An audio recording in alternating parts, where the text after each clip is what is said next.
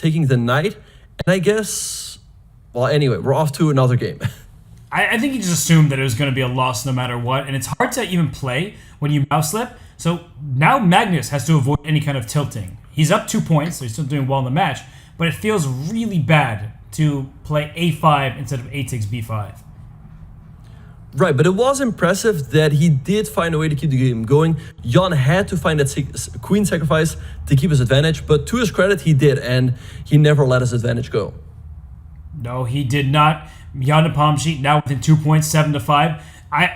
I'm seeing another Alpin Sicilian. I'm happy about it. My childhood feels like it was all worth it just to see an Alpin Sicilian and a speed chess championship match between these two. But you look at this opening. White has an extra pawn on the queen side. Black has an extra pawn in the center. And that's the dynamic. That's something that you need to watch out for in an endgame where white pushes up b4 and c5. But in the middle game, the e6 pawn, that's a very useful pawn to have in the center. Exactly. So I like what he's doing here with a3 and b4, expanding on the queen side. Now the bishop has to move back. I suppose the e7, if you go to b6, it can always be blocked with the move pawn to c5.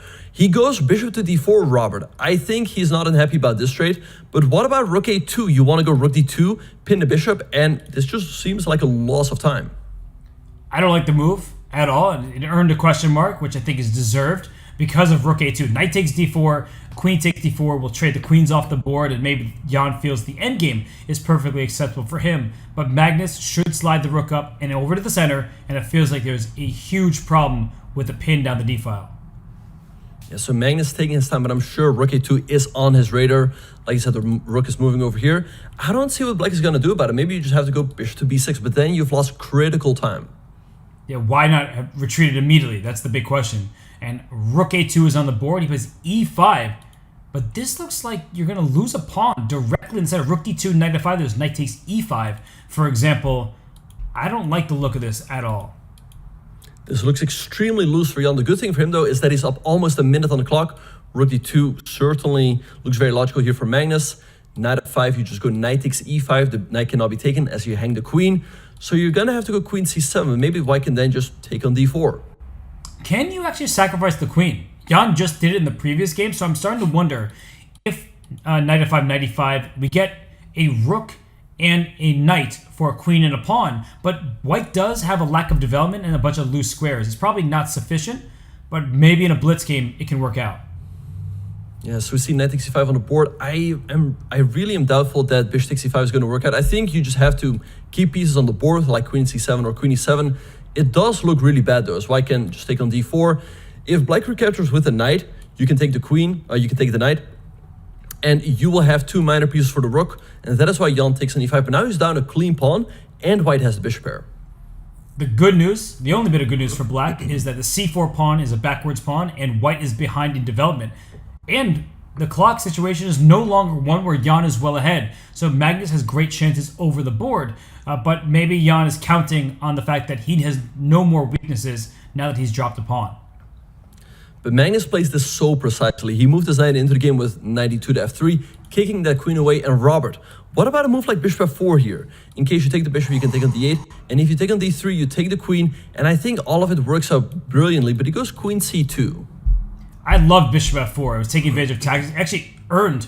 Was that a blunder symbol there for queen to c2? Knight d6 also in inaccuracy, a miss by Jan. So both players are on shaky grounds, but he's going after c4. Bishop f5 is a secondary threat. White might have to play a move like rook.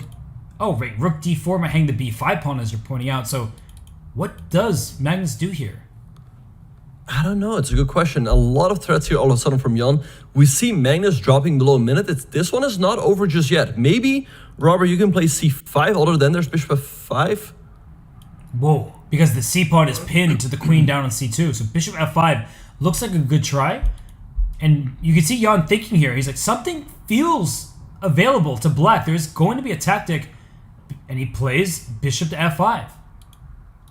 And queen c8 by Jan. Okay, rook c1.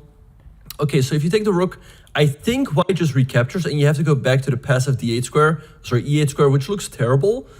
Maybe black can take here. You can take on d8, black recaptures, but then your queen is hanging. Ooh, that's actually a really important point. And if you could steal that pawn, no longer does white have an opposing passer up the queen side. So a lot of us will be tempted to take on d3, go up in exchange, and Jan goes for that, but you actually see the evaluation bar go even higher for white, because look at how passive black is in knight e5. He doesn't even take the pawn back. He wants to take with the knight, hit the rook on d8, knight e7 check, fork. Benjamin, this is getting out of hand for Jan Nepomuceno. This is looking ugly. He's up the exchange, but all of his pieces are passive. Only this knight on f6 is not on the back rank. Like you said, Magnus wants to take here, attack the rook, also threaten a fork over here. So maybe Jan has to move the queen preemptively, but I don't know. I mean, it looks very bad. Also, Magnus has this majority on the queen side. This looks great.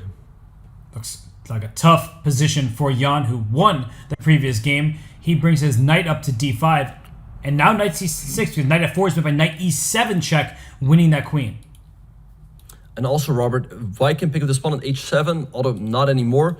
The bishop on f4 is under attack, so I assume at some moment you move it, maybe to g3. And again, it's super difficult for black to make an active move here. But there's some tricks, because knight takes d8 might backfire, queen takes c2, and no matter what you take with, black will play knight takes f4 next, and there's either an attack on the bishop on d3 or a fork on e2. So it does feel like maybe there's some tricks here that keep Jan Oh, but in the look game. at this. He goes rook d2. Oh. If you take on d8, you take an h7. And black has two knights, but the endgame is completely lost. As white's going to pick up this a-pawn, and we'll get two connected passers on the queen side.